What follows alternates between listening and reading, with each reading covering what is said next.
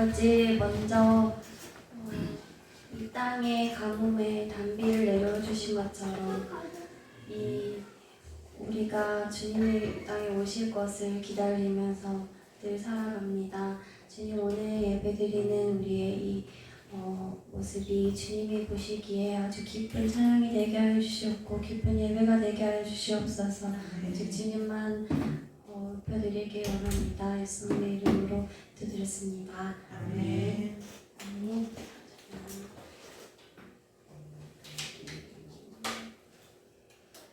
분들의 마음으로 같이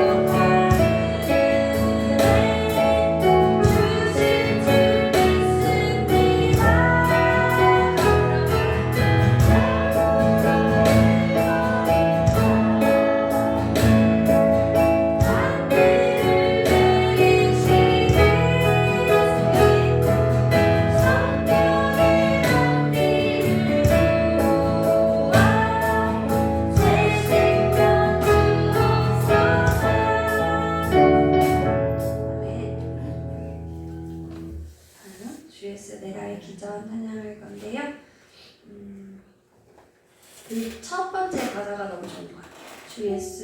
내가 주 예수님을 알기 전 그 전에 주님이 날 사랑하셨다는 거 그게 마음에 딱 꽂혀서 찬양을 부르게 됐습니다. 네, GS 내가 알기 전 바로 찬양을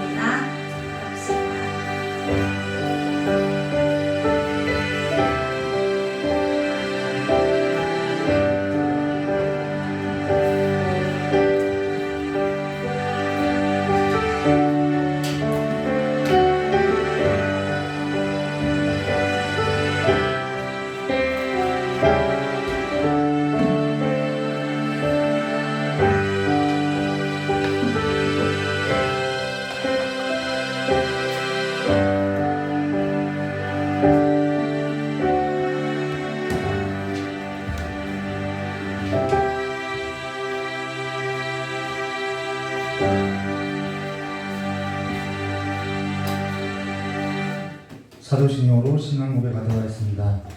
전능하사 천지를 만드신 하나님 아버지를 내가 믿사오며 그 외아들 우리 주 예수 그리스도를 믿사오니 이는 성령으로 잉태하사 금경녀 마리아에서 나시고 본디오 빌라도에게 고난을 받으사 십자가에 못 박혀 죽으시고 장사한 지 사흘 만에 죽은 가운데서 다시 살아나시며 하늘에 오르사 전능하신 하나님 우편에 앉아 계시다가 저리로서 산자와 중자의 심판하러 오시라. 성령을 믿사오며 거룩한 공회와 성도와 서로던 것과 죄를 사하여 주는 것과 몸이라 사는 것과 영원히 사는 것을 믿사옵나이다. 아멘. 찬송한 부르고 하나님 말씀 나누도록 하겠습니다.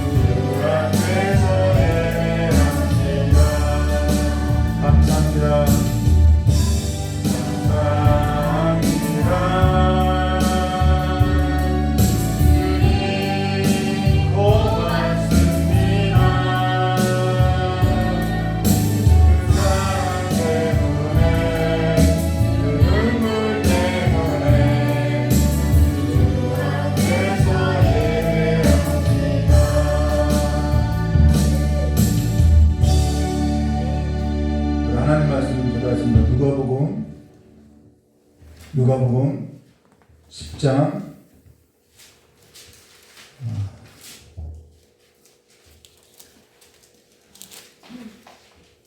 25절서부터 27절까지 기도하도록 하겠습니다. 그럼 꼭 교회 오시기 전에요. 수요일 날은 누가복음 한 장씩 읽어오시고요. 금요일 날은 열왕기하 한 장씩을 꼭 읽어오시길 바랍니다. 누가복음 10장 25절서부터 37절까지의 말씀 함께 교도하도록 하겠습니다. 어떤 율법교사가 일어나 예수를 시험하여 이르되 선생님, 내가 무엇을 하여야 영생을 얻으리이까? 예수께서 이르시되 율법을 무엇이라 기록되었으며 내가 어떻게 읽었느냐? 대답하여 이르되 내 마음을 다하고 목숨을 다하며 힘을 다하여 뜻을 다하여 주 너희 하나님을 사랑하고 또한 내 이웃을 내 자신과 같이 사랑하라 했나이다. 예수께서 이르시되 내 배가 옳도다 이는 알아가려면 살리라 하시니. 그 사람이 자기를 옳게 보이려고 예수께 여짜오되 그러면 내 이웃이 누구니까? 예수께서 이르시되 어떤 사람이 이스라엘에서 여리고로 내려가다가 강도를 만나매 강도들이 그것을 죽이고 거의 죽은 것을 버리고 갔더라. 마침 한 제사장이 그 길로 내려가다가 그를 보고 피하여 지나가고 또 이와 같이 한 레위인도 그곳에 이르러 그를 보고 피하여 지나가되 어떤 사마리아 사람은 여행하는 중 거기 이르러 그를 보고 불쌍히 여겨 가까이 가서 기름과 포도주를 그 상체에 붓고 싸매고 자기 진중에 태워 주막으로 데려가서 돌보아 전해주라. 그 이튿날 그가 주막 주인에게 데나리온 둘을 내어 주며 이르되 이 사람을 돌보아주라. 비용이 더 들면 내가 돌아올 때까지 갚아주리라 하였으니 내 생각에는 세상 중에 누가 강물한 자에게 주시겠느냐? 함께 하겠습니다. 이르되 자비를 베푸는 자입니다. 예수께서 이르시되 가서 너도 이와 같이 하라 하십니다. 아멘. 참 기도하되었습니다. 조신 하나님 아버지, 오늘 저희들에게 들려주는 이 하나님의 말씀이 그냥 글밥이 아니라 하나님의 살아있는 말씀으로서 하나님의 은혜를 경험하는 거룩한 시간이 될 수 있도록 구별하여 주시옵고, 우리가 하나님의 은혜의 풍성함을 따라서 살아가는 거룩한 하나님의 자녀들로서 거듭나게 하여 주시길 간절히 원하오며 기도하신 예수님의 이름으로 기도드리옵나이다. 아멘. 네, 오늘은 누가복음 10장 1절서부터 37절까지 함께 강도 만난 자라는 제목으로 함께 나누려고 합니다. 앞서서 예배 전에 한 장씩 읽어오라고 했던 것은 본문이 길어서 다 교도할 수가 없어요. 그래서 여러분들이 미리 한 장씩 읽어오라고 했던 것입니다. 오늘 저와 여러분이 함께 나눌 누가복음 10장 1절과 20절에 있어서 37절까지 있어서 주께서 1절부터 20절에는요 주께서 12제자 외에 따로 70명을 친히 세워서 예수님께서 가려고 하는 동네와 지역을 2명씩 이렇게 미리 보냈다라는 거예요. 그것이 누가복음 10장 1절과 20절의 내용이라는 것입니다. 그리고 누가복음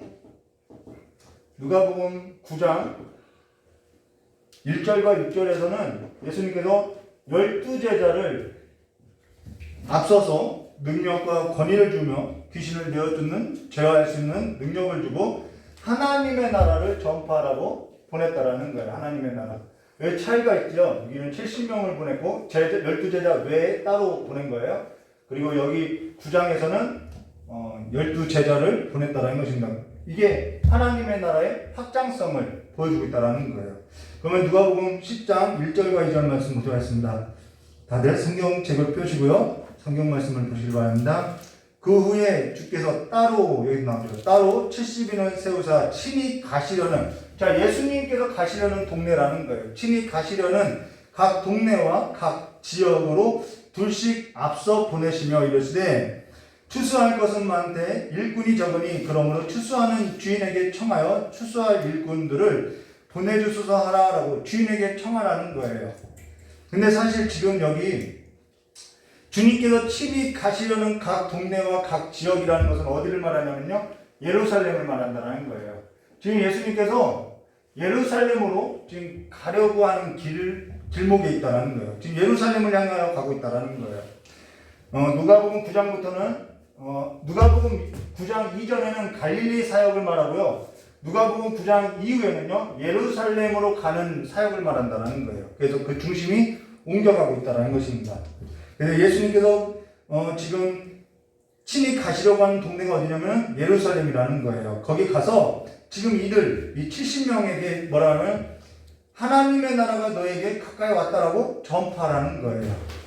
그러면은 저와 여러분이 생각할 것이 뭐냐면은 이때에도 하나님의 나라를 전파하라고 12명을 보냈어요. 그리고 지금 70명을 하나님의 나라를 전파하라고 전했다는 것은 하나님의 나라가 그만큼 확장되었다라는 거예요. 그러면은 하나님의 나라가 너에게 가까이 왔다라고 할 때 가장 중요한 것이 무엇이겠냐는 거예요. 자, 하나님의 나라가 가까이 왔어요. 그럼 하나님의 나라가 실질적으로 저와 여러분에게 가까이 왔다라고 한다면은 저와 여러분에게 있어서 가장 중요한 것이 무엇이라겠냐는 것이죠. 지금 이들에게 하나님의 나라가 너에게 가까이 왔다라고 할 때 하나님의 나라에 있어서 그들이 복음을 전파했고 그 복음을 들었을 때 가장 중요한 것이 뭐냐는 거예요. 오늘 저와 여러분이 이 하나님의 나라에 관해서 복음을 들었다고 한다면은 저와 여러분의 삶에 그 가장 중요하게 생각하는 것이 바뀌어야 한다는 거예요. 하나님의 나라에 있어서 그리스도의 복음이 전파될 때 가장 중요한 것이 뭐냐면은 예수님께서도 하나님의 나라에 대해서 복음을 선포했어요. 그게 뭐냐면은 이 하나님의 나라가 가까이 왔다라는 그 앞에 구절이 뭐냐면 수식어가 뭐냐면요 회개하라는 거예요.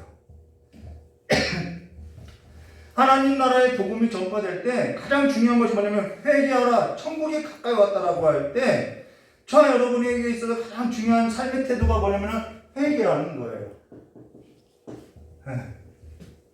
회개하는 일이라는 것입니다. 하나님 나라에 있어서 그럼 회개라는 것은 뭐냐면은 그동안에 하나님 나라에 있어서 시선을 두지 않고 살았던 그 삶에 있어서 버리고 허탄한 데 마음을 두고 살았던 것을 버리고 하나님의 나라가 가까이 왔으니 회개라는 건 뭐냐면 하나님 나라에 있어서 시선을 돌이키고 하나님의 나라에 들어갈 준비를 하라는 거예요. 그것이 회개라는 것이죠. 무엇이 가장 중요하냐면요 하나님의 나라가 가까이 왔다 회개하라고 했던 것은 너희들 회개하지 않으면 죽어 여기에 목적이 있는 것이 아니라 무엇이 가장 중요하다고 하는 거냐면 생명이 가장 중요하다라는 거예요. 생명보다 더 중요한 것이 없다라는 거예요. 저는 여러분이 생명을 얻는 것보다 더 중요한 일이 없다라는 것입니다. 저 여러분이 사는 날에 있어서 가장 중요한 것이 뭐냐? 생명이라는 거예요. 회개하라 하나님의 나라가 가까이 왔다. 우리가 회개하는 이유는 그러한 삶의 태도를 가져야 하는 것은 우리가 돌이켜야 하는 것은 생명을 얻는 날이 가까이 왔다라는 거예요. 저와 여러분이 목숨이 붙어 있는 날 가장 중요한 것은 생명이고요. 목숨보다도 더 중요한 것이 뭐냐면 이 하나님의 나라에 들어가는 일이라는 거예요. 하나님의 나라의 유업을 얻는 일이라는 것이죠.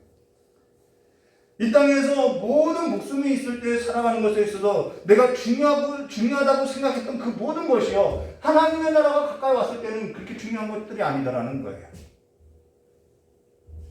그러다 가면 여기 출세할 것이 많되 일꾼이 적으니 그러므로 출세하는 주인에게 청하여 출세할 일꾼들을 보내주소서 하라라고 할 때 생명을 얻는 일, 자기 삶에 있어 가장 중요한 일을 생각할 때 지금 출소할 것이 많대 일꾼이 적다. 그러므로 출소하는 주인에게 정하여 출소할 일꾼을 보내달라고 하는 이러한 강구에 있어서 출소하는 주인에게 정말 절박하고 정말 절실하게 강구할 수 있겠느냐는 것이죠. 이 하나님의 나라와 이 생명에 있어서 삶을 두지 않고서는 이러한 강구는 나올 수 없다라는 거예요. 그러나 여기에 있어서 자기 삶이 없을 때 이러한 삶에 하나님의 생명이 없을 때 생명에 있어서 가장 중요하다고 생각지 못할 때 여기에 삶을 두지 않을 때는 이러한 강구가 사실상 필요 없다라는 거예요. 왜? 출소하는 일꾼이 왜 필요하냐는 것이죠. 나의 일이 아닌 여러분 이거는요 지금 나하고 상관없는 일로서 생각하고 살자라는 거예요. 나의 일이 아닌 주의 일을 할 때 일꾼이 필요하다는 것에 있어서 절박하고요 절실하다는 것은요 하나님의 나라 하나님의 생명에 있어서 생각한다는 것이죠. 주의 일에 있어서 나의 힘이, 또 하나는 주의 일에 있어서 하나님 나라의 일에 있어서 나의 힘과 나의 지식과 나의 지혜로서 한다고 한다는 것은 그건 나의 일이 될 수 없다라는 거예요. 하나님의 일에 있어서는요, 나의 지혜, 나의 힘, 나의 능력이 있어서 나의 한계성을 느끼더라는 거예요. 그 한계성 때문에 주님 앞에 일꾼을 보내달라고 기도할 수밖에 없더라는 거예요. 그걸 알게 되고 경험하게 된다는 것이죠. 그러면서 주의 일을 함께할 자가 정말 절실하고요, 절박하고요. 주의 일에 있어서 나의 지식과 지혜나 어떠한 능력과 힘이 아니라 주를 의지할 수밖에 없고요. 출소하는 그 주인에게 의지하여서 모든 일에 있어서 필요한 간구를, 필요한 모든 것을 구할 수밖에 없다라는 거예요. 그래서 주님 앞에 더 나아가게 된다는 것이죠. 우리의 삶에서도 내가 지금 무엇을 가장 중요하게 생각하고 있는지 우리가 생각해 봐야 한다는 것입니다. 그러면서 3절과 5절에요. 갈지어다 내가 너를 보냄이 어린 양을 이리 가운데 보낸 것 같더라. 전대나 배낭이나 신발을 가지지 말며 길에서 아무에게도 문안하지 말며 어느 집에 들어가든지 먼저 말하되 이 집에 평안할지어다 하라라는 것은 아무것도 가지지 말라는 것은 무슨 말하냐면은 일꾼이 당연히 먹을 것을 먹여주신다는 것도 있겠지만은 철저하게 하나님을 바라보고 하나님을 의지하라는 것을 말해줬다는 것입니다. 그러나 한 가지 분명하고 변하지 않는 사실 한 가지가 있는데요. 그건 저와 여러분 목숨이 영원하지 않다라는 거예요. 여기 발을 두고 살아가는 삶 또한 영원하지 않다라는 거예요. 그건 저와 여러분이 나이가 들어가면 들어갈수록 너무나도 선명하고 분명하고 확실하게 확인할 수 있는 것으로서 저와 여러분의 몸에 나타나고 있다는 것이죠. 아, 내 육체가 영원하지 않다라는 거예요. 그러면은 영원하지 않다고 하면 과연 무엇이 그렇게 중요하겠냐는 것이죠. 그러다면 오늘 저와 여러분의 삶에서도 삶을 어디에 두고 살아야겠냐는 것이죠. 진실로 저 여러분의 삶에 있어서 그 허탄한 곳에 삶을 두고 살아야겠냐는 것입니다. 그러면 앞서 언급했던 것과 같이 언급했던 그 삶에 있어서 어떠한 삶에 우리가 이와 같은 삶에 있어서 살아갈 때 이 땅에서 살아가는 삶이 우리에게 있어서 영원하지 않고 나그네와 같은 삶이라고 할 때 이 나그네와 같은 삶에 있어서 가장 중요한 것이 뭐냐면요. 아니 무엇이 어떠한 것이 힘이 되냐면요. 노래가 힘이 된다라는 거예요. 노래가 힘이 된다라는 거예요. 앞서 언급했던 그 삶에 있어서 어떠한 사람들이 있냐면은 이 노래의 삶이 있다라는 것이죠. 그래서 전에도 이야기했죠. 우리의 삶이 노래하는 삶이 되어야 한다고 이렇게 사무엘 하를 강의할 때 이야기했는데요. 다윗은 노래를 잘한다라는 말은 다윗이 노래를 잘 불렀다는 말이 아니라 그의 인생이 노래하는 자 같았다라는 것이죠. 그래서 저와 여러분이 나그네와 같은 삶을 지낼 때 하나님을 의지하고 하나님 나라의 삶을 두고 그 생명의 중요한 가치를 두고 살아간다고 하면은 지금 저와 여러분이 목숨이 붙어있는 이 삶을 살아간다는 것은 힘겨운 삶과 같고 이 땅에서 영원히 누릴 것 같은 삶을 살아가는 것이 아니기 때문에 힘겨운 삶에 있어서 그 힘겨운 삶에 있어서 무엇이 새겨지냐면요. 노래가 새겨진다라는 거예요.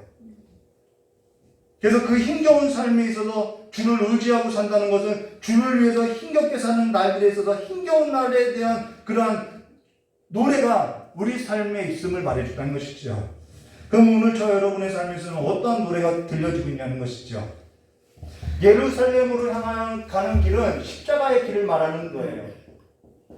그러면은 이 예루살렘으로 향하여 가는 그 길에 있어서 저와 여러분의 인생길에 있어서 이 나그네와 같은 인생길에 있어서 어떤 노래들이 있냐는 것이죠. 저희 아내가 가장 즐겨 부르는 노래가 있는데요. 그게 뭐냐면 493장 하늘 가는 밝은 길이라는 찬양을 자주 부른다라는 거예요. 근데 믿는 자마다 고단한 나그네와 같은 인생길을 걸을 때 주와 함께 걷는 삶에 있어서 노래가 있어야 한다는 거예요. 어제 아무 일도 없는데요. 그냥 삶이 괜히 공허해지더라는 거예요. 저도 공허할 때가 있어요. 늘 충만하지 않아요? 그러면은 그 공허함을 달래기 위해서 무슨 일을 하냐면요, 가장 주변에서 쉽게 찾을 수 있는 것을 찾게 된다는 거예요. 주변에 손에 잡히는 것. 근데 어제 같은 날에는 이상했어요. 그래서 주변에 손에 잡히는 것에 있어서 쉽게 찾지 않고 그냥 찬양을 틀어놓고 계속 원래 찬양을 틀어놓으니까요, 찬양을 계속 그냥 듣고 있었어요. 그리고 성경을 읽었어요. 그리고 기도로 달래보려고 했어요. 물론 처음에는 손에 잡히지 않더라는 거예요. 손에 쉽게 잡히었던 미디어 같은 매체를 가지고 달랠 수도 있었으나 그렇게 하지 않았어요. 근데 손에 잡히는 미디어 같은 매체로서 달래면은 내 안에 있었던 그 공허함이라는 것을 잠깐 잊고 살 수는 있다는 것입니다. 잠깐, 이 나그네 인생길에서 잠깐 잊고 살 수 있다는 거예요. 그러나 어제는 그와 같이 지내기 싫다라는 거예요. 그러면서 처음에는 성경도 눈에 들어오지 않았죠. 찬양도 제 그 우울한 감정을 높여주지 못했지요. 기도도 기도라고 하기보다는 그냥 생각이 더 복잡해지고 많아지더라는 거예요.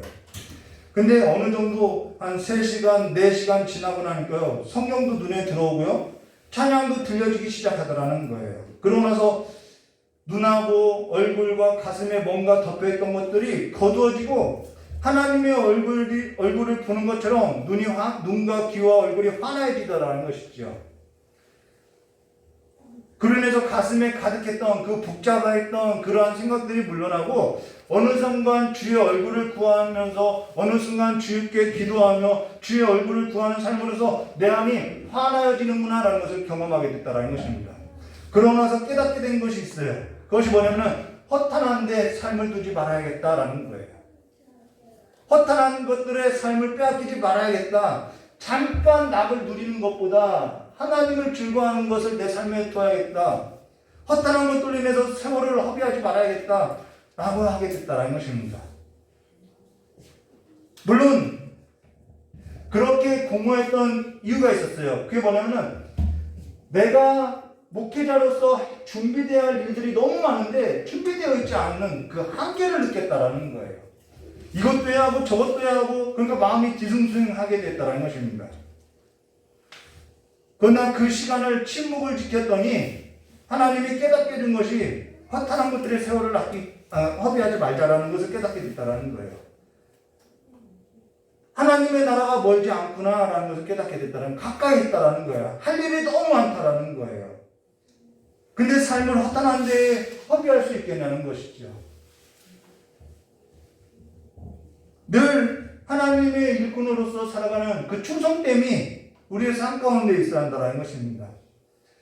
여기 8절과 11절 말씀 보도록 어느 동네에 들어가든지 너희를 영접하거든 너희 앞에 차려놓은 것을 먹고 거기 있는 병자들을 고치고 또 말하기를 하나님의 나라가 너희에게 가까이 왔다 하라. 어느 동네에 들어가든지 너희를 영접하지 아니하거든 그 거리로 나와서 말하되 너희 동네에서 우리 발에 묻은 먼지를 너희 발에서 떨어버리라. 그러나 하나님의 나라가 가까이 온 줄을 알라 하라. 지금은 뭐 말할 것도 없죠. 복음이 전해진 이때보다 지금은 더 하나님의 나라가 가까이 왔지요. 오늘 저와 여러분이 하나님의 나라의 복음에 있어서 듣지 못한 자가 한 사람도 없어요. 다 들었어요. 저만 들은 것이 아니라는 것입니다. 그러면 저와 여러분의 삶에서도 지금 당장 이 순간에 가장 중요한 것이 무엇이어야 되겠냐는 거예요. 그러면서 우리 12절과 16절 말씀 보도록 내가 너에게 말하노니 그날에 소돔이, 우리는 소돔 비난하고 있죠. 음행한 동네라고 비난해요.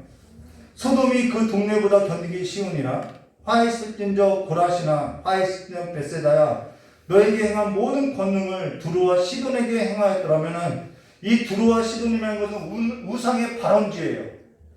여기서 이세벨이 나오죠.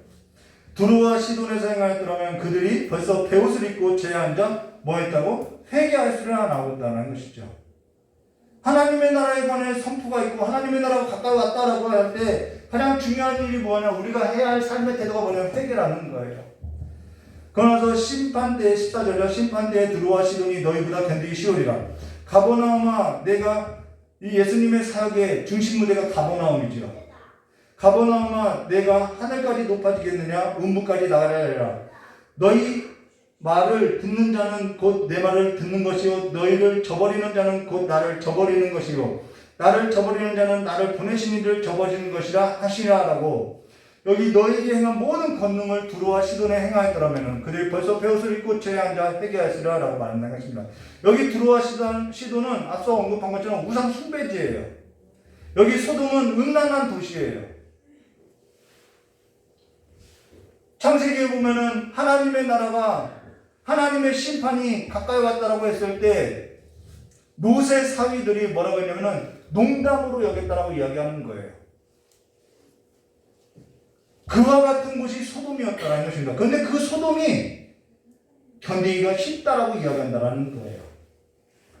그러나 지금 하나님의 나라에서 복음이 전파되어도 회개하지 않냐고 받아들이지 않는 곳이 지금 두로와 시돈과 소돔이 아니라 고라사나 베세다와 가버나움과 같은 곳이라는 것입니다.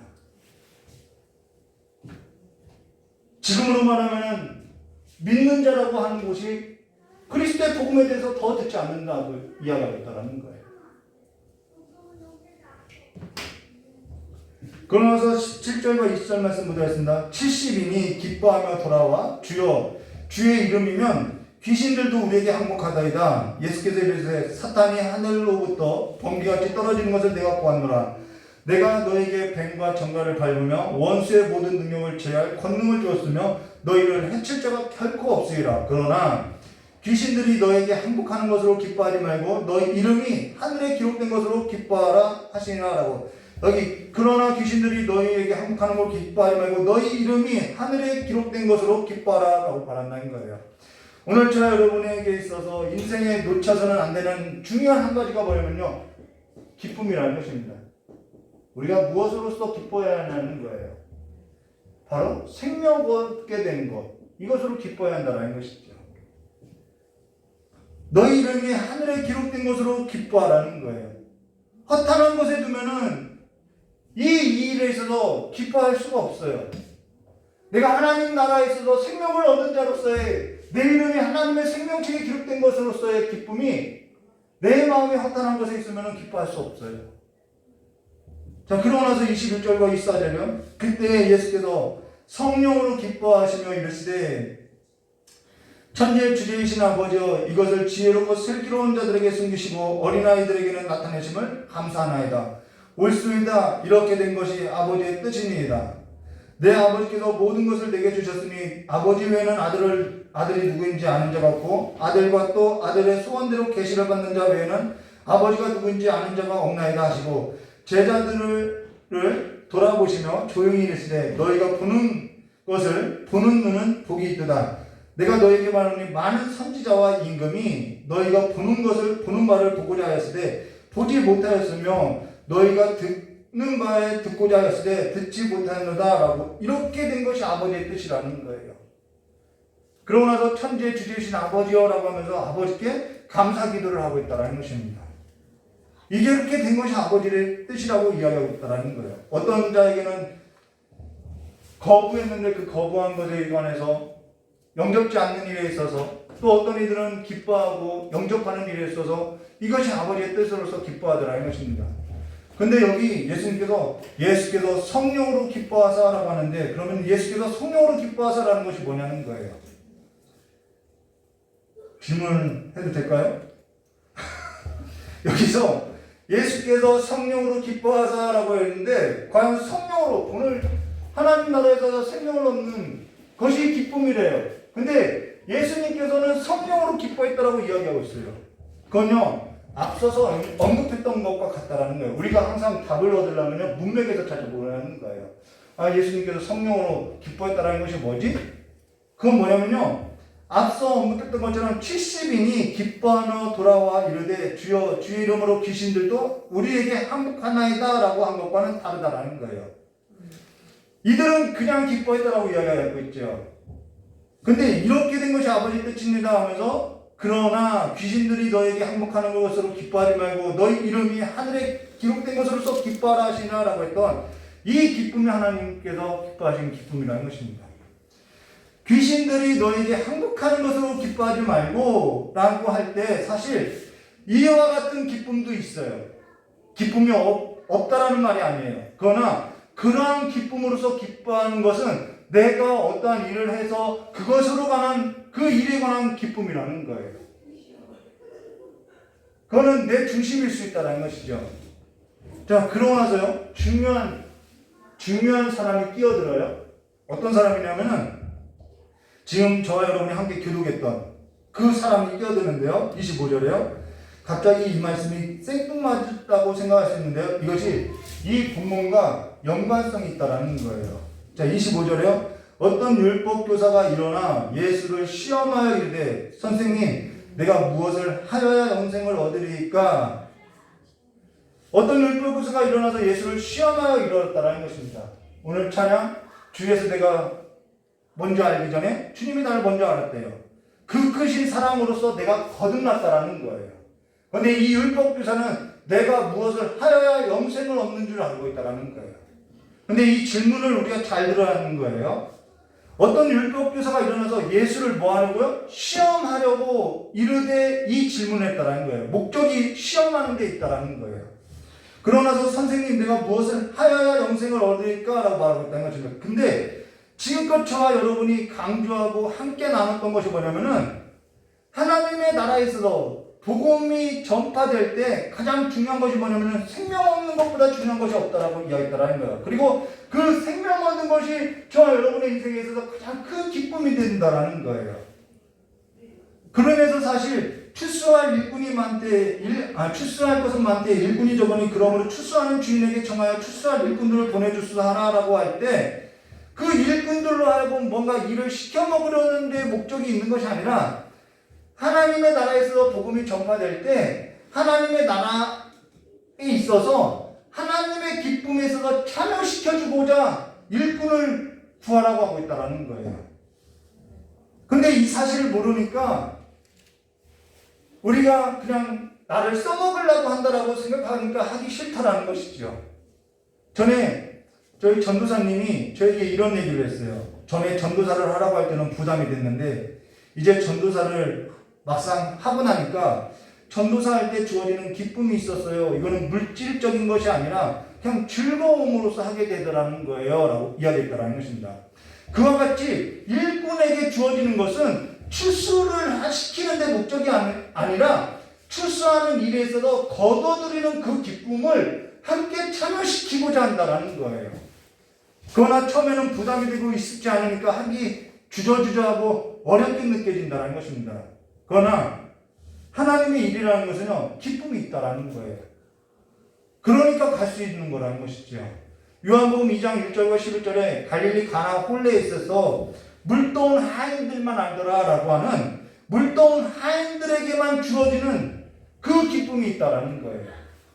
그러나 그와 같은 기쁨으로 기뻐하지 말고 뭘로써요? 성령으로 기뻐하라는 것은 내 생명이 이 일에 있어서 하나님의 생명을 아는 일에 있어서 기뻐하라는 얘기라는 거예요. 근데 여기 어떤 율법교사가 일어나서 예수를 시험하여 이르되 선생님 내가 무엇을 하여야 영생을 얻으리까? 질문은 사실 모든 사람 가슴 안에 품고 있는 질문이라는 거예요. 내가 무엇을 하여야 복을 받지? 내가 무엇을 하여야 영생을 얻을까? 이 질문은 모든 사람이 가지고 있는 질문이라는 것입니다. 근데 이 물음을 가지고 예수님을 시험하고자 했고 예수님을 시험하고자 했던 이 물음에 있어서 예수님을 시험하려고 했어요. 그 시험에 대한 물음에 있어서 예수님이 답변을 했는데 그 답변이 뭐냐면은 선한 사마리아 사람 비유라는 거예요. 우리가 여기에 있어서 조금 관계를 알아야 하는 것이죠. 무슨 말이냐면요. 선한 사마리아 사람의 비유라는 것은 율법교사가 예수를 시험하려고 했던 것에 대한 답변이라는 거예요. 그러면서 여기 율법교사가 선생님 내가 무엇을 하여야 어떤 선한 일을 하여야 영생을 얻으니까? 라고 묻고 있다라는 거예요. 근데요. 오늘날 기독교인들이 내가 뭔가 선한 일을 하여야 하나님 앞에 복을 받는 줄 생각하고 있다라는 거예요. 내가 뭔가 행위로서 뭔가 해야만 나의 의를 가지고 나의 의로서 뭔가 얻을 수 있다라고 생각하고 있다라는 것이죠. 그러면서 예수님을 시험하고자 이 질문을 하고 있다라는 것이죠. 그의 의도가 드러난다라는 거예요. 그래서 여기 율법교사가 선생님 내가 무엇을 하여야 영생을 얻을까라는 건 진실로 자기가 영생을 얻기 위해서 물었던 것이 아니라 예수를 시험하고자 한다라는 것입니다. 그러다면은 지금 이들이 자신은 영생을 얻었다고 생각하는 것인지 아니면 영생을 얻지 못했다고 생각하는 것인지 이들은요 지금 자신들이 영생을 얻었다고 생각하고 있다는 거예요. 지금 이들이 예수님께 이러한 시험하고자 하는 의도로서 이 질문을 했다는 것은 자신들은 영생을 얻었다고 생각하는 것이고 자신들은 이미 하나님의 나라에 들어갔다고 생각하고 있다는 거예요. 어떻게 해서 그들은 하나님의 나라에 들어갔고 어떻게 해서 그들은 영생을 얻었다고 생각하면 내가 나면서부터 유대인이야. 내가 나면서부터 아브라함의 자손이야. 내가 혈통으로 가문으로 그리고 나는 성경을 알아. 내가 율법교사야. 그걸로써 그 행위로서 나는 영생을 얻었고 하나님의 나라에 이미 들어갔어. 근데 예수님이 하나님의 나라를 전파하고 영생에 관해서 생명에 관해서 전파하니까 선생을 시험하고자 선생님 내가 그러면 무엇을 하여야 영생을 얻으리까 비꾸면서 깐죽대면서 의도로서 예수님께 질문했다라는 거예요. 근데 이 질문이 모든 사람의 그 가슴 깊이 뿌리 내렸던 질문이더라는 것이죠. 모든 사람 안에 있는 질문이라는 거예요. 어떤 사람은 그래서 자기의 어떠한 능력으로서 자기의 영생을 얻었다고 믿고 있고 어떤 사람은 내 능력이 한계가 있으니까 영생을 얻지 못했다라고 믿고 있고 그렇게 모든 사람이 내가 무엇을 하여야만 영생을 얻는 줄 알고 있다는 거예요. 그러면서 예수님께서 다시 질문을 꺼내죠. 26절요. 예수께서 이르시되 율법에 무엇이라 기록되었으며 내가 어떻게 읽었느냐 이 두 가지 질문을 해요. 율법에 무엇이라고 기록되었으며 다른 하나는 내가 어떻게 그것을 읽었느냐는 거예요. 율법에 뭐라고 기록되어 있죠? 레위기서 18장 5절 말씀을 보시면은 여호와의 그 규례와 규칙을 다 지켜라 이를 행하면은 살리라 라고 말씀하고 있어요. 그게 율법이지요. 그리고 여기서 율법이라는 것은 구약 성경을 말한다는 것입니다. 그리고 여기 내가 어떻게 읽었느냐라는 말은 이 사람이 읽었느냐 읽지 않았느냐가 아니죠. 어떤 순서와 어떤 방법으로서 읽었느냐 읽지 않았느냐가 아니죠. 저와 여러분을 성경을 읽을 때 어떻게 읽었느냐라는 것은 이거는 어떠한 순서와 어떠한 방법이 아니라 성경을 읽을 때 이 성경 말씀을 어떻게 대하면서 읽었느냐 이 말이라는 거예요. 그래서 요한복음 5장 39절과 40절에 너희가 성경에서 영생하는 줄 생각하고 성경을 연구하거니와 이 성경이 곧 내게 대하여 증언하는 것이니라. 그러나 너희가 영생을 얻는 것을 위하여 내게 오기를 원하지 아니하는다라고 이야기하듯이 우리가 성경을 읽을 때 많이 읽느냐 적게 읽느냐 성경을 아느냐 모르느냐 읽었느냐 안 읽었느냐 성경을 암송하느냐 암송하지 않느냐 이러한 순서와 방법이 아니라 어떻게 읽냐고 말하고 있다는 거예요. 그래서 예전에 미국의 어떤 목사님이 성경 암송하는 막 그런 운동을 해요. 근데 암송하냐 안 하느냐 그게 중요한 것이 아니라는 거예요. 그래서 이 말을 듣고 27절에 아주 자신 있게요. 아주 자신만만하게 이거 대답하는 거예요. 내 마음을 다하고 목숨을 다하고 힘을 다하고 뜻을 다하여 주 너의 하나님을 사랑하고 또 너의 이웃을 자신과 같이 사랑하라. 왜 이렇게 주저함 없이 읽었냐면요. 암송하고 있다라는 거예요. 그러니까 예수님이 너 어떻게 읽었니? 성경을 어떻게 읽었니? 라고 하니까 이 율법에 기록된 말씀을 너무나도 잘 알고 있어서 그 질문과 동시에 답이 나와버리더라는 거예요. 그냥 주절주절 암송하고 있듯이 그냥 답이 나와보고 있다는 것이죠. 성경을 읽을 때 암송했느냐, 주절주절 나오도록 암송했느냐, 이것이 중요한 것이 아니라 내가 성경을 어떻게 대하고 있느냐가 중요하다는 거예요. 이 하나님의 말씀을 읽을 때 이 말씀이 내게 뭐라고 말씀하고 있는지 드러나야 한다는 것이, 그런 삶의 자세가 있어야 한다는 것입니다. 성경을 읽을 때 가장 중요한 삶의 자세가 뭐죠? 주여 내가 듣겠나이다. 이 삶의 자세라고 이야기했죠. 주여 내가 듣겠나이다. 그럼 이들이 몰랐을까요? 이들도 알았다라는 거예요. 그래서 매일같이 읽고 매일같이 암송하고, 그래서 예수님의 답변에 망설일 것도 없고 주저함도 없고 아주 자신만만하게 내 마음을 다하고 목숨을 다하고 힘을 다하고 뜻을 다하여 주 너의 하나님을 사랑하고 또한 내 이웃을 내 자신같이 사랑하라 하는 나이다. 완전히 자기 의로서 꽉 차 있다라는 것이죠. 나는 그러니까 영생을 얻은 자이고 하나님의 나라에 들어간 자입니다 라고 믿고 있다라는 거예요. 그래서 예수님이 뭐라 하냐면요, 내 대답이 옳도다. 이를 행하라 그리하면 살리라. 그렇게 해서 영생 얻을 것 같으면 그렇게 살아라는 얘기라는 거예요. 이게 너 그렇게 너 대답 옳다. 이를 행하라 그럼 살리라 라고 하면은 너 그렇게 알고 있는 거 그렇게 행해서 살아라는 거예요. 여기 내 마음을 다하고 목숨을 다하고 힘을 다하여 뜻을 다하여 주 너의 하나님을 사랑하고 또한 내 이웃을 내 자신같이 사랑하라 하였나이다. 같이 너가 알고 있는 것처럼 이와 같이 행해야 영생 얻으니까 넌 그렇게 살아 이 말이라는 거예요.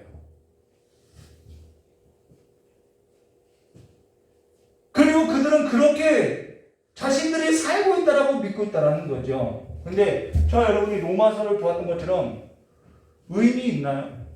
이 하나님의 말씀을 어떻게 읽고 있냐는 거예요. 저 여러분이 알고 있는 것처럼 내 대답이 옳도다. 이를 행하라 그러면 살리라라는 것이 이렇게 살면은 영생을 얻는다라고 예수님께서 가르쳐준 거냐? 그게 아니라는 거예요. 구원이라는 것은 그와 같지 않다라는 거예요. 어떤 사람은 영생을 얻기 위해서요, 구원을 얻기 위해서요, 복을 얻기 위해서요, 열심을 다하면서 살아요. 어떤 사람은 근데요, 어떤 사람은요, 영생을 얻었기 때문에 그와 같이 살아가는 삶이 있어요. 두 종류의 삶이 있어요. 강도 만난 자가 있고요, 강도를 만났는데 거기서 사마리아 사람을 만난 사람이 있어요. 저와 여러분은 영생을 얻기 위해 하나님을 사랑하고 내 이웃을 사랑하고 살아가나요? 그러면요, 지치게 되어 있어요. 지치니까요, 해도 안 되냐고 그냥 하나님의 일을 놔버려요. 그런데 영생을 얻은 자가 되어 하나님을 사랑하게 된 거고 내 이웃을 내 몸과 같이 사랑하게 된다라는 거예요. 그거는요, 내게 근거를 두지 않기 때문에 지치지가 않아요. 그로 인해서 저와 여러분이 하나님을 사랑하고 내 이웃을 있어 사랑하게 된 그 모든 일에 있어서 그 삶의 뿌리가 내게 있지 않다라는 것입니다. 근데 저와 여러분이 하나님을 사랑하고 내 이웃에 있어서 사랑하는 것을 내 근거에, 내 뿌리에 있다고 한다면요, 구원이든지 영생이든지 그 모든 일에 있어서, 그 모든 생명에 있어서든 그 모든 삶이 너무 빈약하다라는 거예요. 너무 빈약하다라는 거죠. 근데 예수님께서는 너의 삶에, 지금 율법교사에게 너의 삶에 너무 빈약해, 이것을 지금 끄집어내주고 있다라는 거예요. 근데 그걸 모르고 있다라는 것이죠. 그랬더니 내 대답이 옳다. 이를 행하라. 주 하나님을 사랑하고 내 이웃을 사랑해라. 나도 그것이 알아. 하나님의 계명인 줄. 그러면 너 그거 지키고 살아봐. 했더니 29절에 그 말을 듣고 그 사람이, 여기서 뿌리가 드러난 것이죠. 자기를 옳게 보이려고 예수께 여쭤되 그러면 내 이웃이 누구니까? 라고 자기 삶에 있어서 뿌리가 어디인지 드러내더라는 거예요.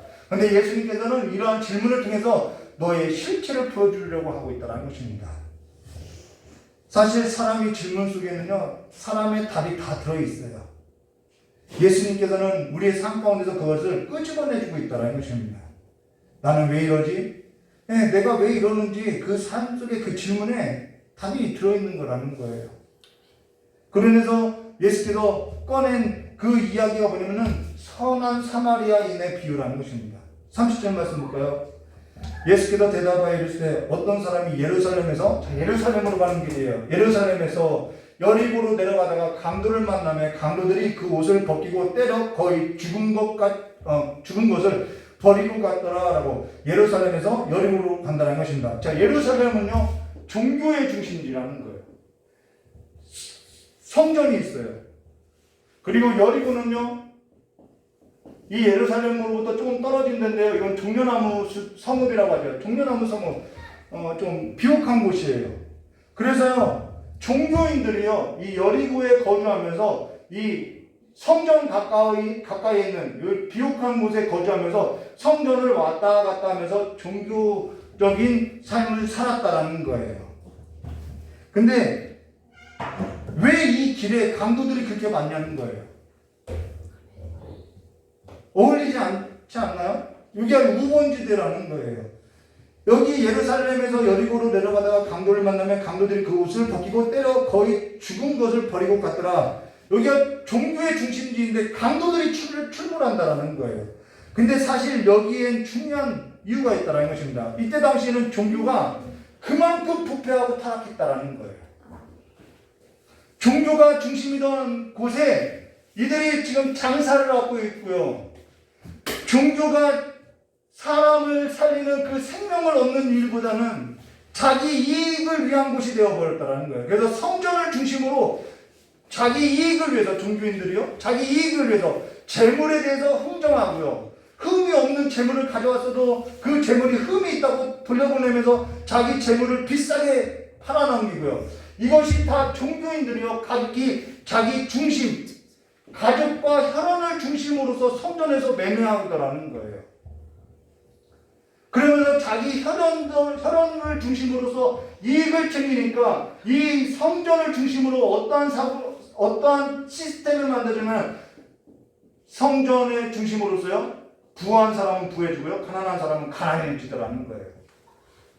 계속해서 착취가 일어나는 거예요. 고아와 과부의 유산을 착취하는 일들이 성전을 중심으로 일어나고 있더라는 거예요. 그래서 재산을 갖다 바치지 않으면 안 될 만큼 착취하더라는 거예요.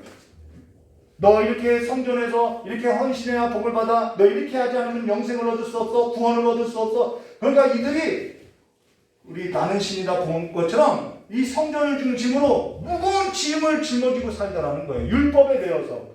그래서 수고하고 무거운 짐진 자가 다 내게로 오라라는 것은 우리 삶이 고난해 그걸 말하는 것이 아니라 이 종교적인 무거운 짐을 벗겨주겠다라는 것입니다. 그러면서 도무지 가난한 자들이 살 수가 없게 된 형편이 이 성전의 부패로서 일어나게 됐다라는 거예요. 그러면서 어떠한 일들이 벌어지면 생계형 강도들이 날 수밖에 없었다라는 거예요. 그래서 예루살렘과 이 여리고 이 길을 가는 길에 강도들이 그렇게 많았다라는 거예요. 어제 저희 아내가 뉴스를 어떠한 소식을 저에게 들려줬는데 그게 뭐냐면 어떤 사람이 40대 어떤 사람이 교회에 들어가서 절도를 했다라고 이야기하는 거예요. 그 소식 듣고 좀 가슴 아프다라는 것이죠. 강도질하는 것이 나쁜 건데 그거보다 지금 살아가는 그 없는 자들의 살아가는 삶이 더 힘들더라는 것이죠. 지금 이와 같은 사회 구조가 사람들을 이렇게 내 강도로서 내몰았다라는 것입니다. 그만큼 예루살렘 성전이 부패하였다라는 거예요. 이때 당시 종교가 그만큼 부패했다라는 거예요. 그리고 사람들은 무거운 율법에 매일같이 살았다. 그럼 사실 여기서 돈 뺏는 강도도 강도이지만은 또 하나 강도는 뭐냐면은 칼 만들지 않았지 정작 강도가 누구냐면 이들이라는 거예요. 종교인들. 누가 강도질을 하고 있느냐? 예수님은 이것을 묻고 있다라는 것입니다. 근데 이 율법교사는 자기가 강도질을 하고 있다라고 전혀 생각지 못하고 있다라는 것이죠. 누가복음 19장 45절과 46절에 분명하게 나오죠. 성전에 들어가서 장사하는 자들을 내쫓으시며 그들에게 이르시되 기록된 바 내 집은 기도하는 집이 되리라 하였거늘 너희가 강도의 수구를 만들었도다 하시니라. 예수님께서 이와 같이 말씀했다라는 거예요. 예루살렘에서 여리고로 내려가는 길에 이 성전을 중심으로 이와 같은 일들로서 하나님의 자녀들에게는 무거운 율법의 짐을 짊어지면서 이렇게 해야만 영생을 얻고 이렇게 해야만 구원을 얻는다라고 이야기했다라는 것입니다. 종교를 중심으로 신앙을 중심으로 이런 일들을 했다라는 거예요. 자, 그러고 나서 31절과 32절 말씀 볼까요? 마침 한 제사장이 그 길로 내려가다가 그를 보고 피하여 지나가고 또 이와 같이 한 레위인도 그곳을 이르러 그를 보고 피하여 지나가되 라고. 여기 제사장하고 레위인은 피하여 지나갔다라고 이야기하고 있어요. 여기 제사장하고 레위인에 대해서 뭐라고 하고 싶지 않아요. 이때는 예루살렘과 여리고를 내려가는 길에 강도가 있었고요. 그래서 사실 이들이 강도 짓을 하기 위해서 어떠한 일들을 꾸몄냐면은 일부러 쓰러져 있는 거예요. 그거 죽은 것처럼. 그래서 사람들이 접근하면은 번쩍 일어나서 강도 짓을 하는 거예요. 그러니까 이때 당시 제사장들과 레위인들이 뭐라고 교육했냐면요. 그냥 피하여서 지나가라고 이야기해왔다라는 거예요. 그러니까 합당한 거죠. 이들이 그리고 사실 제사하는 사람들로서 제사에 있어서 가장 요구되는 것이 뭐냐면 거룩이라는 거예요. 그래서 신체로 인해서 부정하게 되면은 제사할 수 없어요. 근데요, 지금 제사를 마치고 내려가는 길이라는 것이죠. 그러나 이런저런 이유로 자기를 옳게 보이려고요, 자기를 얼마든지 합당한 핑계를 들어서요 안 할 수 있다는 것이죠. 핑계할 수 있다는 거예요. 얼마나 합리적일 수 있냐는 것이죠. 그러나 33절과 34절 볼까요? 어떤 사마리아 사람이 여행하는 중 거기 이르러 그를 보고 불쌍히 여겨 가까이 가서 기름과 포도주를 그 상처에 붓고 싸매며 자기 짐승을 태워 주막으로 데리고 가서 돌보아 주니라 라고. 그를 불쌍히 여겨라는 것은 그를 보고 가슴에 막 불을 붙는 것 같았다라는 거예요. 그래서 가까이 가서 기름과 포도주를 그 상처에 붓고 싸매주고 자기 짐승에 태워 주막으로 데려가서 돌보아줬다는 것입니다. 여기 가까이 가서라는 것은 지금 예수님께서 무엇을 말씀하고 있냐면은 영생이 무엇인지 말씀하고 있다는 거예요. 구원이 뭔지. 저와 여러분의 구원과 영생은 바로 예수님께서 저와 여러분을 불쌍히 여겨서 그 마음에 불 붙는 것 같아서 가까이 와주셨다는 거예요. 저와 여러분이 강도 만난 자들과 같다라는 거예요. 내가 어떻게 하면 영생을 얻을 수 있지? 내가 어떻게 하면 구원을 얻을까? 그 영생, 생명이 빼앗기고 하나님의 나라의 유업을 빼앗긴 자들로서 저와 여러분이 강도 만난 자와 같이 주님께서 보시고 저와 여러분을 볼 때 가슴이 불붙는 것 같아서 가까이 왔다라는 거예요. 그렇게 해서 구원이 이루어진다는 것입니다. 그렇게 해서 주님께서 저와 여러분에게 가까이 왔다라는 거예요. 그리고 저와 여러분에게 기름을 바르고 포도주의 상처를 싸매어 주시고 돌봐줬다는 것이죠. 주일 예배 때 제사장 직무에 관해서 함께 나눌 때 그 제사장의 직무라는 것은 우리가 뭔가를 해야 하는 것을 말해준 것이 아니라 주님께서 저와 여러분을 어떻게 제사장 직분으로서 왕과 같은 제사장으로서 세워줬는지를 보여주고 있다는 거예요. 근데 종교에 있어서 무거운 짐을 계속 지어주더라는 것이죠. 저와 여러분은 다 강도 만난 자처럼 살아왔다는 거죠. 내가 뭘 해야 구원을 얻을까? 내가 뭘 해야 영생을 얻을까? 종교를 중심으로 무거운 멍에를 짊어지고 살아왔다는 것입니다. 그러고 나서 여기 35절과 36절 말씀 볼까요? 그 이튿날 그가 주막 주인에게 데나리온 둘을 내어주며 이르되 이 사람을 돌보아주라. 비용이 더 들면 내가 돌아올 때 갚아주려 하시니 저는 이 대목이 너무 좋아요. 내 생각에는 이 세 사람 중에 누가 강도 만난 자의 이웃이 되겠느냐? 누가 저와 여러분에게 있어서 이웃이 되느냐는 거죠. 근데 더 중요한 것은 이 사람을 돌보아주라. 비용이 더 들면 내가 돌아올 때 갚아주리라 라고 말씀하고 있다는 거예요.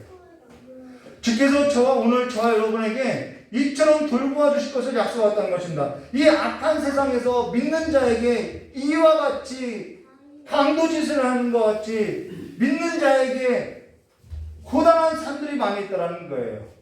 악한 세상 나라에서 믿는 자에게 이와 같은 일들에게서 하나님께서는 허락한 적이 없는데 그러한 일들이 벌어지고 있다는 거예요. 그 일에서도 하나님께서는 심판하시겠다는 것이죠. 갚아주시겠다는 거예요.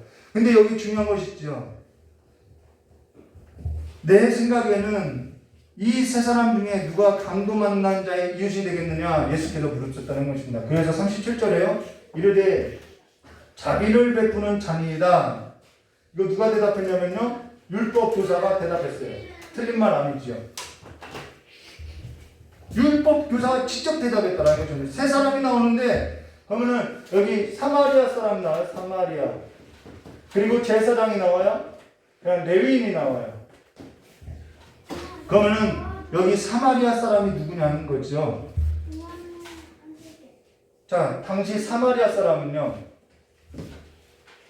아수르에서 멸망당한 그 북이스라엘 사람들로서요 혼혈됐다는 거예요. 신앙을 지키지 못하고 혼혈된 자들이라는 거예요. 그래서 당시 창기와 세비보다도 못한 개, 돼지로서 불려지는 것들이 사마리아 사람이라는 거예요. 저 개, 돼지 같은 사람. 근데 예수께서 자기 땅에 오면 자기 백성이 영접지 않고 개와 돼지로 취급했던 것이 누구냐면은 제사장과 레위 사람이라는 거예요. 그럼 여기 사마리아 사람은 누구를 말하냐면 예수님 자신을 가리켜서 말하고 있다는 것이죠. 개나 돼지로 여겨졌던, 자기 땅에 오니까 자기 백성이 영접지 않고 버렸던, 모퉁이돌과 같았던 사마리아 사람처럼 개, 돼지 취급을 받았던 예수 그리스도 자신을 가리킨다라는 거예요. 근데 그가 세리와 창기, 우리 앞서서 보았죠? 두루와 시돈과 소돔과 사마리아 땅과 같은 자들에게 있어서, 강도 만난 자 같은 자들에게 있어서 뭐를 해준 거예요? 그 마음이 불이 붙는 것 같아서 가까이 와서 그 상처를 싸매어주고 돌보아주시고, 내가 다시 올 때는 그 비용을 내가 더 갚아주리라고 말하고 있다는 거예요. 이 사마리아 사람은 예수를 말한다는 것입니다. 그럼 저 여러분은 누구냐면은 강도 만난 자라고 하면은 우리는 그 예수의 사랑으로 말미암아 영생을 얻게 되었음을 말해준다는 거예요. 아멘.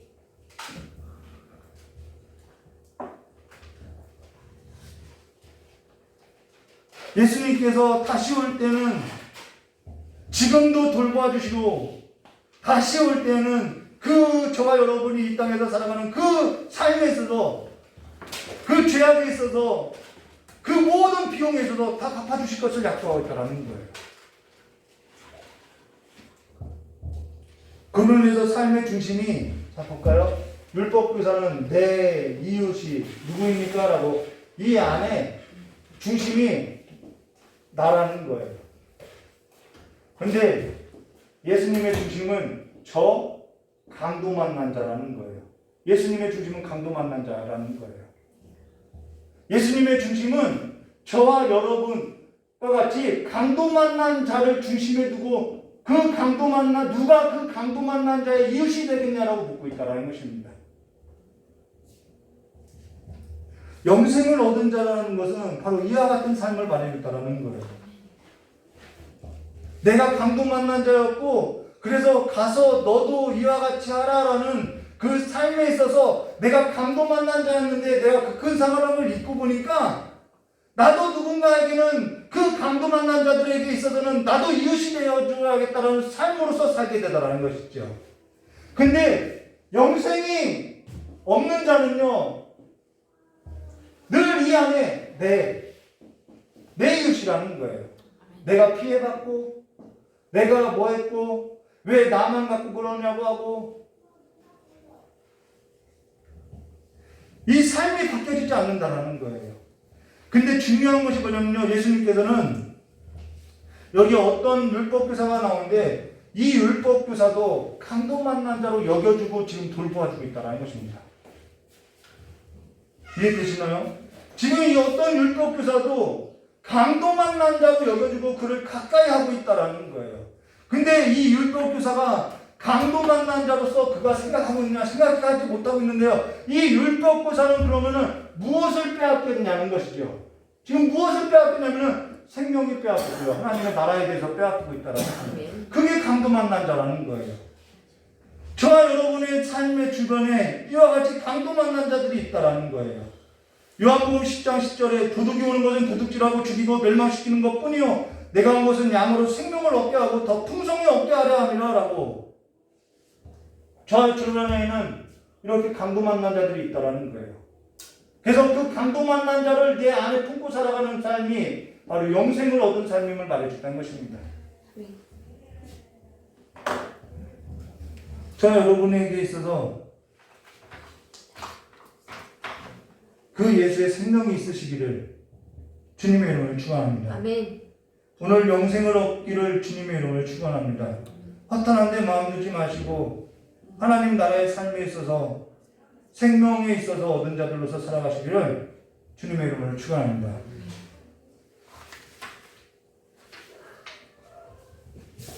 저희 처남이 지금 어제 수술했어요. 근데 제 어머니에게 그 이야기를 했더니 좀 몸이 안 좋다고 기도 좀 해달라고 이야기했더니 제 어머니가 기도해줘요. 근데 어제 저녁에 제 어머니가 다시 전화했는데 잊지 않고 저희 처남을 놓고 기도해 주더라는 거예요. 전화로.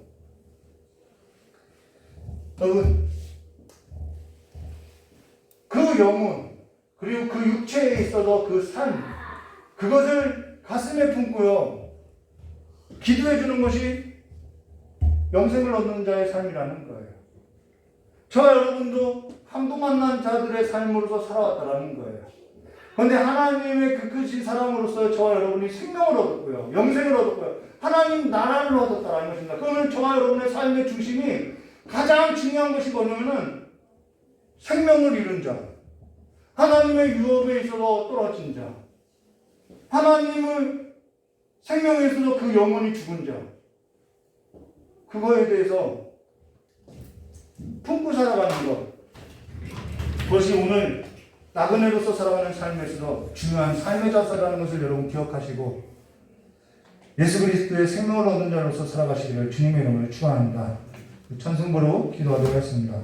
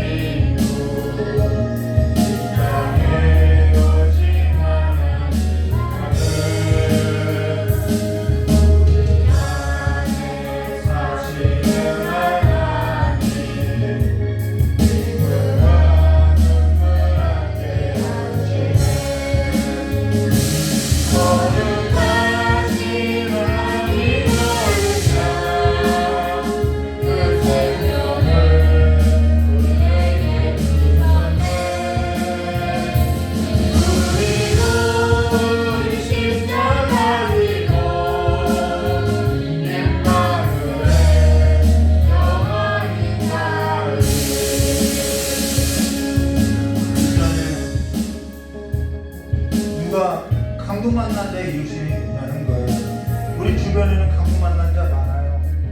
또 내가 강도 만난 자로서 살아갈 수 있어요. 이 율법교사처럼. 그래서 내 이웃이 누구인지를 본다라는 것은 나에게 있어서 누가 나에게 있어서 이익을 가져다 줄 자인지 본다라는 거예요. 늘 나만 피해자로서 누가 나에게 이익을 가져다 줄 자인지만 생각한다라는 거예요. 그것이 생명이 빼앗긴 자고요. 그것이 구원에 있어서 영생에 있어서 너무나도 빈약한 자라는 거예요. 풍성해 보세요. 하나님의 그 생명에 있어서 풍성해 보세요. 하나님의 나라의 그 소리에 있어서 풍성해 보세요. 그러면은 내 주변에 누가 강도 만난 자인지 보여진다는 것입니다. 왜 내 눈에는 강도 만난 자가 보여지지 않고 나만 보이느냐? 아직 영생을 경험하지 못했다라는 거예요. 죄송스럽지만은 내 안에 구원에 있어서 경험하지 못했다라는 거. 그 구원과 영생이 내 삶에서는 너무나도 보잘것없고 너무나도 빈약하기 때문에 보이지 않는다라는 거예요.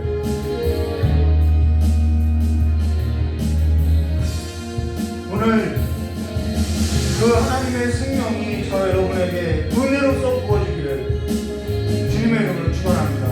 삶에 하나님의 생명이 얼마나 풍성한지를 보여주는 삶이 되게 해달라고 기도하시기를 주님의 이름으로 축원합니다. 같이 기도하도록 하겠습니다. 주여, 고맙 감사하신 하나님 아버지, 우리의 삶을 이제는 하나님의 생명으로서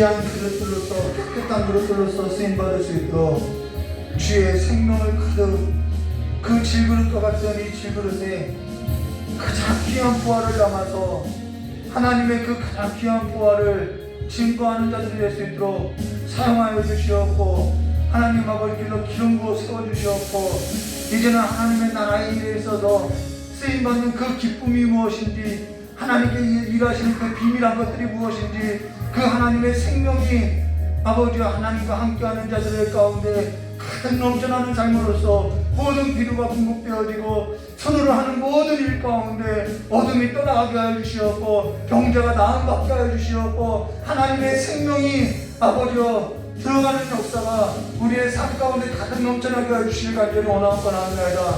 하나님의 생명을 잃은 자들이 있고, 하나님의 나라의 유업을 잃은 자들이 있고, 하나님의 생명을 얻고자 무거운 짐을 지고 살아가는 자들이 있사오니 그들의 무거운 짐을 주님께서 풀어주시옵고, 생명 얻는 자들에게, 생명을 빼앗긴 자들에게 하나님께서 생명을 주시옵고, 그들의 삶 가운데 하나님의 나라의 유업이 이루어지는 것을 보게 하여 주시길 간절히 원하옵고 합니다.